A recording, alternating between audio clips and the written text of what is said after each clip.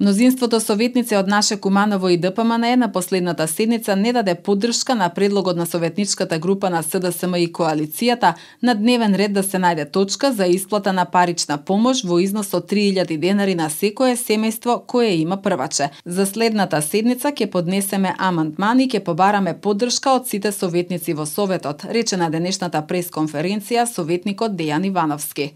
Еднократна парична помош на првачињата доделија повеќе општини во државата, како Битола, Кавадарци, Крива Паланка, и не гледаме причина зошто и кумановските првачиња би биле исклучок. Ова нема да не обесхрабри и тука нема да застанеме, а за следната седница ќе поднесеме амандман и ќе побараме поддршка од сите советници во Советот. Без разлика што врската за обезбедување на образовниот процес е на општините.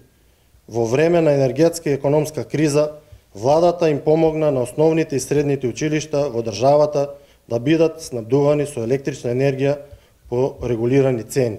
Затоа цениме и сметаме дека наред е општината и локалните власти да покажат доблест и амандманот кој ќе го поднесеме за следната седница на Советот на општина Куманово да биде усвоен, со што ќе дадеме мал придонес и ќе им го разубавиме почетокот на нивното школување.